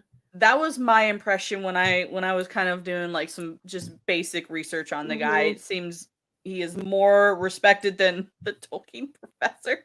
I don't want to talk about him. It's fine. I just, yeah. You know what? Okay, just let me say this. I freaking hate this guy. Sorry. No, you're fine. But I want to say this. What you have to understand about academia, if you're not publishing, it means you're academically dead. Yep. Let me be very clear. This man has not published anything since 2012, which, you know what tells me as an academic, as a scholar, is that his peers were like, dude, what are you doing? Because if your work is turned down, it means your peers are like, no, you can't publish that. So he turned to podcasting, which is not peer reviewed by any of your peers. So the fact that he is not publishing right now tells me that within his own field, he's disrespected. And as a scholar, if you understand, as a scholar, that is like death. Like, you're dead. So, Tolkien professor, academically speaking, is useless. Please stop listening to him. Anyways, sorry. One of the things that I thought was interesting is it's coming out near my birthday, so I wanted to kind of buy it for myself, but I was like, I don't know if I want to pay money for this. Yeah. But it's gonna be around November 10th, and my birthday's November 20th, if anyone's curious. And it's supposed to be, it's right after the Rings of Power is supposed to wrap up. Yeah. So hopefully we get the War of the Rohirrim something good, and then poop nuggets over here, and then something maybe good again. So hopefully we've got good buns in this trash sandwich. Yes, there you go. That's a good way of putting it. I try to be optimistic when I can. I digitally got the entire Dune series. Dude! You are brave. I have not gotten past. I'm stuck. I stalled on book 2, and I'm loving it. I was really liking Dune. Don't get me wrong. I got distracted by other books, but oh man, if you do that, more power to you. I was like, yeah, I think the first 2 books should all be good. Hold on. Okay, so Sylvie has been an author for decades. He has made a career of writing and making books, among other things. Okay, all right. Well, that makes me feel better. Gotta run, guys. Time to take the hell of the heat with Misses of the Empire. Well, you guys have a wonderful day. Hello to the misses. Thank you so much for being here, Roman. I look forward to talking to you. One of these days we'll meet. Thank you, Johnny. Sylvia's written other stuff like Radio Dreams, but I don't know anything about that. I've read some of his making of writings over the years. Okay. Good morning, Zax. I probably highlighted. Good morning, Zax. Thank you for being here. Lovely to see you. I don't know, considering the state of learning these days, being shunned by many is a badge of honor. It is if you're someone like me who's like, yeah, I'm done. Mm-hmm. I'm not a whiteist for wearing my hair in a French braid. Thank you very much. Mm-hmm. I don't care anymore. Like I'm academically dead. It's been too long since I've had anything published. Unfortunately, my master's thesis is out in the open. I forgot to put the block on it. Can't remember what it's called. So that's annoying. That's on me. But yeah, if you're not publishing in academia, you're useless. You are the epitome of useless. And if your peers are turning down your proposals, that's not a good sign. So I don't know. I don't know the situation. I could be making things up. He may have just been like, I'm done with academia. But the fact of the matter is he has a university. If he has a university, it's an online university, and he has like 5 classes. If he's got a university, it means he thinks he's still academically relevant. And if he is getting into bed with Amazon, that means he's looking for brownie points to be like, hey kids, look at me. I'm in bed with Amazon. Come be at my university where we have Tom Shippey, which is total BS, teaching. Sorry, I have issues with this guy because I understand academia. Absolutely. I from the moment I heard he calls himself the Tolkien professor, that's not a title that you give to yourself. No. That is a title someone else bestows upon you. And as far as my brief research into him, he named himself that. In academia, you do not name yourself things. You are bestowed a title. Yeah. And if you're trying to name yourself, you're basically trying to boost yourself up to make you sound smarter than you actually are. Yeah. Jacob, no, it's not. And I'm going to keep shouting that from the rooftops. So speaking of academia right now, you can go, I'm going to brag on some books that I found recently. Books that you were supposed to read like in high school and stuff for required reading, you can get at places for $2. Lord of the Flies, Huckleberry Finn, The Iliad and the Odyssey, and I've got 1984 over in a stack over there because I bought some other books, some Jane Austen books. I went to my local thrift store, got them for $2. Stuff that like they aren't teaching anymore. Like you can get. Well, no, they are teaching, but they're deconstructing it. Yes. But they aren't teaching correctly anymore. Like you can get a college level education just reading a lot of classics and good books. And like they're like the Iliad and the Odyssey, you can get the audio version, which for those of you who are shunning Amazon, I understand, but on Audible, I got it for $3. The Iliad and the Odyssey. Like that is a classic reading that you aren't worth your salt in the academic field if you have not at least read that once. Yeah. So you can get it. Yeah. Yeah, no, it's not, Jacob. God, I could go on about this for hours, and I have, but what you have to understand is like, it's so insidious what they're doing. It's taken me 3 years, and I have never once in my life considered myself to be a feminist. It's taken me 3 years to deprogram myself, and that was not fun. Academia academia has always been left-leaning, but now it's to the point of, I don't even know how to say it. Like, they're in bed with the state now. The state, it's no longer true pure academia died when the state got involved. Like when there was state, when states, the federal government was able to give a loan to a college, no longer was it true pure academia, because now the state can tell the schools what they're required to teach. Yeah. To me, that's not okay. No, it's not. And the fact of the matter is, it's like, I love being a historian. I love the skills I've been given. I have I'm an inductive historian. I go where the evidence leads me. I don't create arguments and then force the evidence to support my stance. It just, they're doing everything in their power to destroy society. And sorry, I know we're getting off to a dour subject, but like, I can't, if your kids don't need to go to college, why send them? It's thousands of dollars down the drain. You have no idea like what they're learning because mom and dad can't be there. So I really would stress, stop sending your kids to college. Just please, and there are trade schools. If they want to learn a trade, great. But don't let them take gender theory. Don't let them take all this bull crap. Like, just please keep your kids at university, please. And I'm begging you. To be honest, I don't think that this discussion over academia is off topic because Tolkien was an academic. Like, he loved academia and learning things, and so like I don't feel like the whole reason that we're even discussing like Tolkien is because of the impact that he's made in the academic world and in society as a whole. So like whenever we go off on these like little slight academic tangents, I don't think they're tangents because that's something that was near and dear to Tolkien's heart. It was, and I'm not kidding when I say this. I went on to higher education because of Tolkien.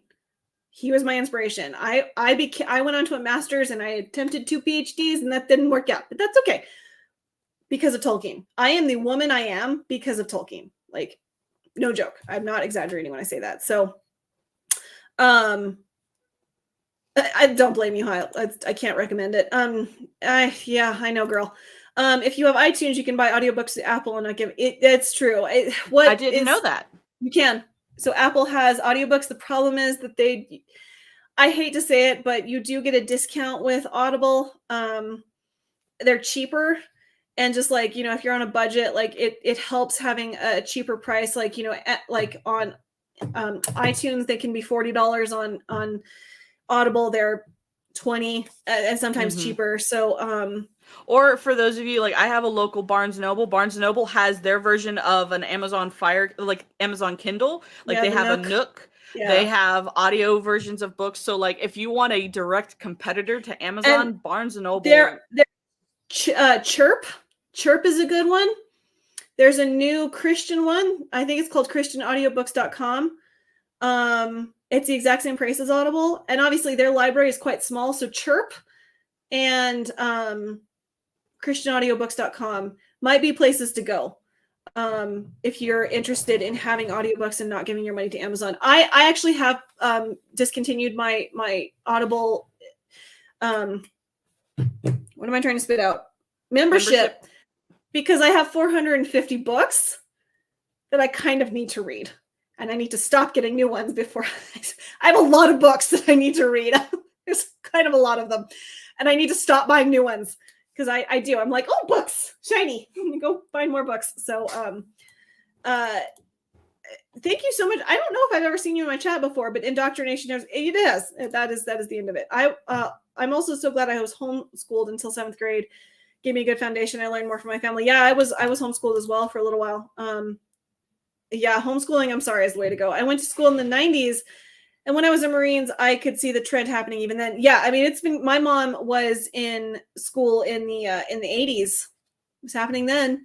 She went to Sweden for a year and like her host sisters were full on communists because at that point the curtain hadn't fallen. We didn't really truly understand what Stalin and Lenin were doing. No one had an idea that they put more people in concentration camps than did the guy in Germany. Like, no one knew. No one understood what was going on. So, I mean, it's been happening for a long time. In Greek 101 in high school, we translated parts of the Iliad. It was mostly those sections about supplies and logistics. That sounds exhausting. Hey, that sounds like fun. What are you talking about? Like, no, you should send me some of that. I want. Like, I'm sorry. I love Greek. Greek is my thing. Like, sorry. Yeah. No, you're fine, girl. I love it. Anything with Irish, I need to get back on my Irish. Are you going to give Jane Austen another chance? I know high school. No, well, so they ruined Emma. I love Pride and Prejudice. I love Sense and Sensibilities. Emma is forever ruined for me. I did reread it back to front while I was in Ireland, actually, just a couple years ago. It made me see red. I was so furious the whole time. I couldn't concentrate. And it was so sad as Emma Thompson was reading it. Like, that was a special recording she did. Emma will forever be ruined for me. I just can't do it. Now my kids ain't going to college. They don't need that crap to be successful. No, they don't. Your kids do not need to go to college. My kids will never set foot on a college campus. It's not happening. That's absolutely not happening. I mean, if it's a museum, like if Oxford turns into a museum, I might let my kids go there just to, Yeah, there you go. Given either schools to teach them. Yep. Nope. I was homeschooled and it sucks, but I'm blessed compared to what's going on in these public schools. Absolutely. That's the thing. I don't think a lot of people realize if you're homeschooled, just what a blessing that is. I was homeschooled because of my dyslexia, and all my mom did was teach me how to read. Like, literally, I'm not even joking. That's all she did was teach me how to read. But when I bit back, I went to a private Christian school. I liked it. I mean, I love my education that I got, but it has its issues too. Like, don't get me wrong. I think that there's a balance to be had between living in a bubble and being prepared for the world. And I wasn't prepared for the world. I was living in a bubble. So that to me is where I had to take the issue with like private Christian schools and based on what curriculum we were using. PACES. I've heard of a Becca is a different, there's so many different curriculums, but I like me, my whole education life, public school, I learned more from my grandma and I reading books than I did from public education. From public education, what I learned was the good students are the ones who are quiet and don't say anything, but you don't learn because you feel like you're afraid to ask questions. That's what I learned in public education, was to be quiet, read your book, and ask questions to your grandma when you get home. Yep, same here. Okay, the thought that shouldn't be. God bless you. He brought up Project Gutenberg. I'm gonna drop the link to this. We actually encouraged our students. I used Project Gutenberg during college. This is a fantastic website if you want free. It's the stuff that's the copyright has ended on, like Iliad, all the like, Epic of Gilgamesh, all those kinds of stories. Project Gutenberg, it's an incredible resource. So you guys, if you're looking for free stuff, go dive into that. And it's completely legal. Like that is there for a reason. So go dive into Project Gutenberg. Never even heard of it. It's awesome. I hate the fact that modern academia doesn't teach people to think. Learning to use their mind and be exposed to different ideas is what college is for, not the indoctrination censors they have become. Yeah, no, it's sad. It's really sad. Apple's just as bad as, no, they are. Like, don't get me wrong, they are. It's just I have to get my books from somewhere, and I completely agree with you. Hail the Lord. I was homeschooled too. You know what your kids are getting learning. Yeah, absolutely. And to be able to control that environment, I think, is really important. Sam and my mother, Lily Cotton, went to see Top Gun Maverick for her birthday. So I'm with the kiddos right now. Oh, well, thank you, Rosie, for being in and out while you're with the little ones. We appreciate that, my dear. My grandmother and my aunt taught me almost everything they taught in school the first 4 grades before I ever hit kindergarten. Well, no wonder you're so advanced. And it's funny, like, listening to parents talk about having to, like, when we all got sent home because of the beer bug, that, like, if New Mexico's 50th in education, we're that far behind, that their kids, all they did was have them read. They're like, I'm not going to do any of this public school curriculum crap. They bought them books and like, go read. All of them tested like 5 grades above when we got sent back. Like, that's how much reading just makes an impact on you. And that's why I'm surrounded by 10 bookshelves. Like, yes, I'm dyslexic. Yes, reading was hell for me for a really long time, but reading had that level of an impact on me. So if you want your kids to learn stuff, go to thrift stores, find some old books of things they're interested in, and let them read. If there is one thing my parents never made me do chores for, I didn't even have, like, I said I wanted a book, they bought it. That is the one thing that I never had to earn. Barbies, model horses, any of that stuff. I had to do the dishes. I had to fold the laundry. I had to earn all that. Books, they were like, yep, we'll buy you books. Like, that's why I have the Harry Potter series. Like, every time I finished one, they're like, okay, go buy the next one. Here's $12. Go buy the next one. They never didn't buy me books. And I will forever be so grateful for that because it made me cherish books so deeply. So anyways, what a rabbit trail we have gone down. I mean, I like this rabbit trail. I do too. I do too. It's awesome. I feel like we're gonna be like Elmore Fudd, like we're hunting rabbits, right? All right, I gotta bounce. See y'all later. Lisa, take care and God bless all. God bless you, Lyle. Thank you so much for being my chat. I really appreciate it. It's not just ancient stuff on Project Gutenberg. Yeah, no, it's a lot of stuff. There's a lot of stuff on Project Gutenberg. Time to go. Nice to see your passion for books. So you get Spanish books sometimes. Oh, I might be raised in the Southwest. I might be from New Mexico. Don Quixote is actually a very good book. Just saying. I need to read that. I have not read that. Very good book. Interesting. Yes, very good. This also has audiobooks versions of Gutenberg. Yes, it was. You know what's also a really good one? Oh, I think it's called Library Archive. Oh, thank you, Rady. Hi, Radio. Oh, sweetie, I appreciate that. Yeah, we went on a total tangent. Like our chapter was super short this morning, so we went on a total tangent about education. So thank you so much, sweet lady. I appreciate that. There are a lot of free resources out there. If you can vamp for just a second, Mando, I'm gonna try and find this. Hold on. I guess since we're on the book topic, but yeah, definitely like one of the things like for me, like because I grew up like pretty poor, my grandma like it's always free to get a library card. Yeah, it's always free. And that's one of the things that really saved me growing up because we couldn't afford to even buy like a $2 book or a $3 book. But I went to the library all the time. Like that's where I would go and I would just check out books constantly. My grandma would help me read them whenever I was little. And like that was something like I cherish is between my grandma and I, like books were a big thing. And that was where I got my early education. Yep. But for those of you who can't afford books, we need to remember that libraries are still there because I think they've fallen out. Still there. They are. They're still there. They are. My kiddo spent the last 3 years in public school. I'm going to be getting back into homeschooling this fall. Lady, you are in my prayers. What an awesome mama you are. All of my good vibes to you, lady. That makes me so happy to hear. Yeah, we need more of that energy. Tolkien would be proud of our concern for the state of education. It's a really good rabbit trail. I agree. I think he really would be. I think him and Lewis and the other Inklings would be like, what is going on? They wouldn't stand for it. Like No. they would have long, like Tolkien, I think also would have been thrown out of Oxford long ago. Oh yeah.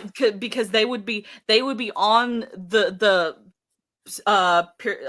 soapboxes screaming to the hills like, get your children out of this trash heap. Get your children out of this. Read books, proper education, like actually learning how to think for yourself. Like that was one of the reasons why C.S. Lewis was hated by some of the academics in his circles, is because he thought for himself and he disagreed with what they had to say. He's like, I used to be one of you, but I have thought for myself. And they're like, no, you betrayed us. And Tolkien was surprised that C.S. Lewis could not get a seat at Oxford because the academics hated him so much because he disagreed with them. He used to be one of them, and then he started thinking for himself, which he had always done, but he got out of those circles and they hated him for it. And that's that, like, so yeah, Tolkien and C.S. Lewis would be cheering for us, like, because we're the ones that are shouting from the rooftops, like something's wrong and it needs to change. So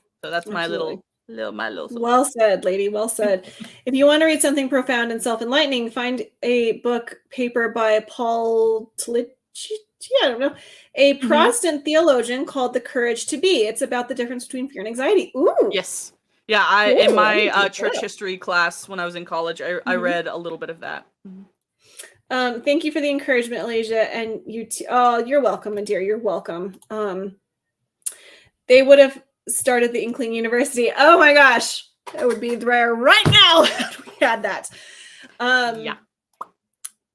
Is thinking for yourself even legals these days? That's a good question. That's a very good question.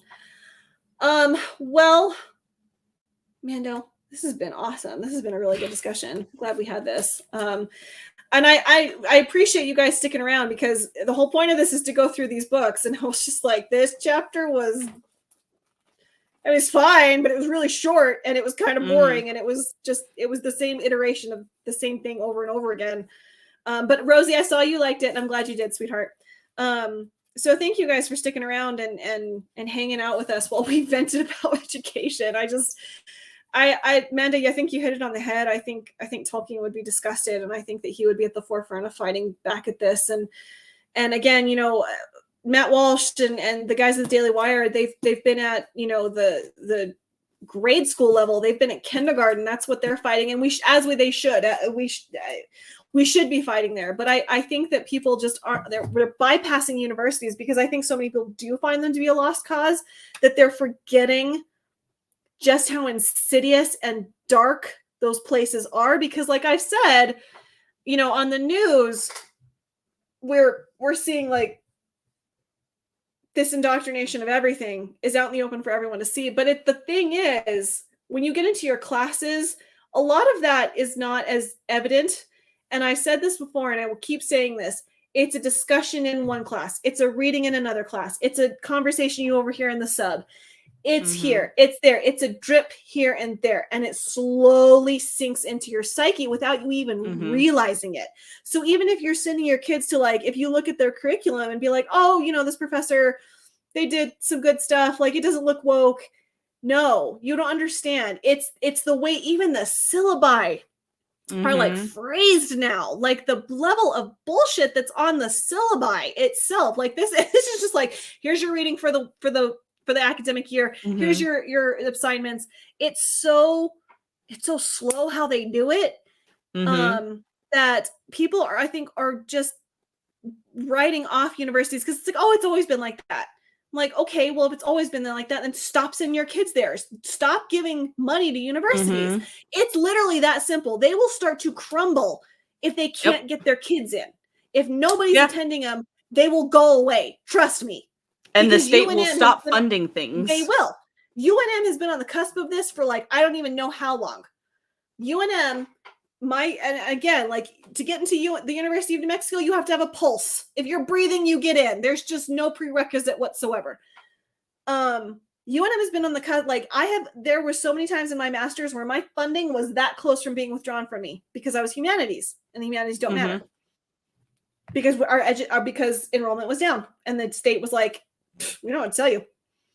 Yeah, so, and that's my point about, like, when the state started getting involved in education, that is when the deterioration began, in my opinion. Yeah. Because when the state dictates what you are and are not allowed to teach, whether, like, say a professor is Christian and wants to teach about theology in their class, they can't do that. Say a Muslim teacher wants to teach about Islam, they can't do that. Like, these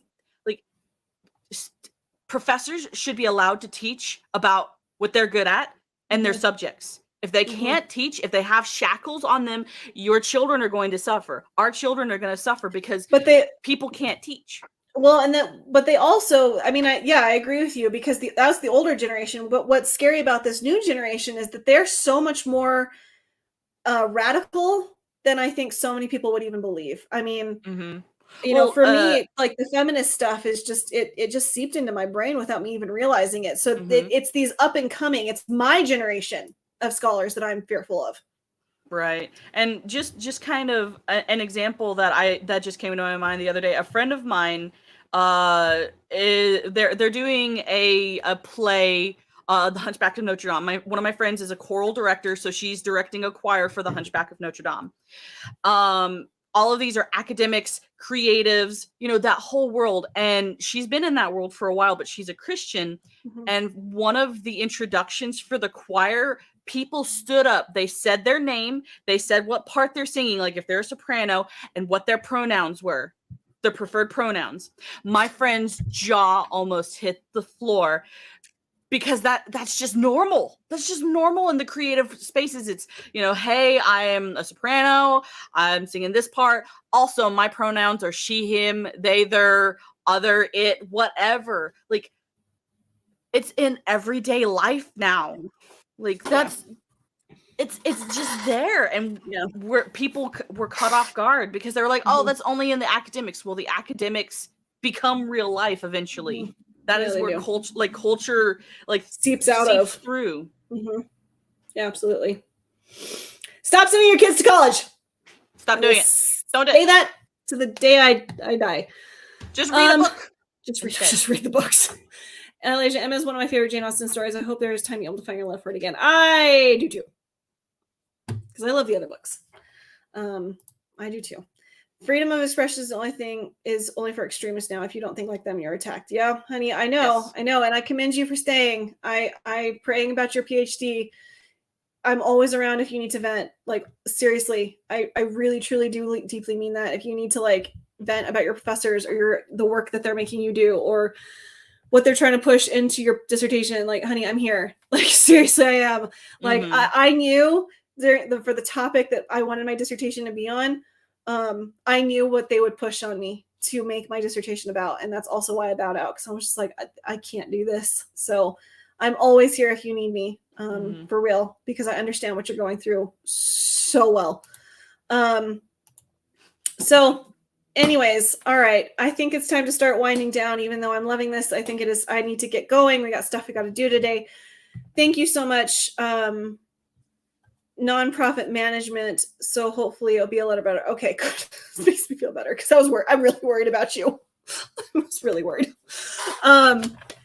Thank you so much for doing this today. I'm sorry I was so lackadaisical. I was like, oh, it's Friday. That's right. I have to actually do things. I feel like this week, I don't know what was different about this week than the others, but I felt like this week just in general went by very fast. Really did. I don't know why. I drove back and I'm not the only one who thought that. No, I drove back on Monday and I was like, oh, wait, that's right. I have to do stuff this weekend. So anyways, well, thank you so much, my dear. Is there anything you want to shout out before we wind down? Yes. So my normal Monday Mario Kart stream officially, as of yesterday, is going to be moved to Tuesday at 7:30 p.m. Central Standard Time. There's just a couple of things that various friends of mine were like, hey, I'm going to start doing this thing on Monday. And I'm like, that's directly when my Mario Kart stream is. And I want to go to all of these things. So Tuesdays, 7:30 is when I'm going to start having my Mario Kart stream. And also tomorrow, me and various other streamers are going to be doing I don't know most of the details, but we're doing a celebration for Kaylee's birthday. Nice. So please be looking at different Discords and Twitter. We're going to try and make Kaylee, granted, I think today's her actual birthday, but we're going to try and make her birthday tomorrow. Nice. One to remember and go in the books. So please keep an eye out for different things. And hopefully Kaylee will also shout out all of the things that are happening. But yeah, various streamers are coming together and we're going to try and do a bunch of different games and just celebrate Kaylee. Awesome. That's good to hear. Well, I'm very excited for you. Thank you for having this live stream. It's been grand. It's been grand having you here, my dear.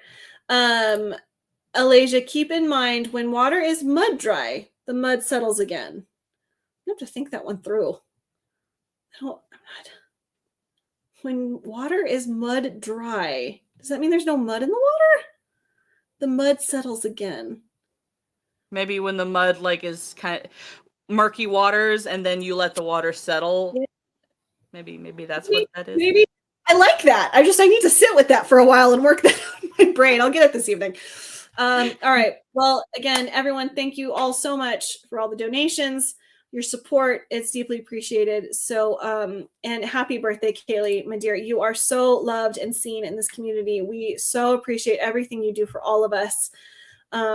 You're a cherished girl here, my dear. So I hope you always remember that. So I hope everyone has a fantastic day. Thank you all for being here. And we will catch you next Saturday on Mando's channel. So until then, bye guys.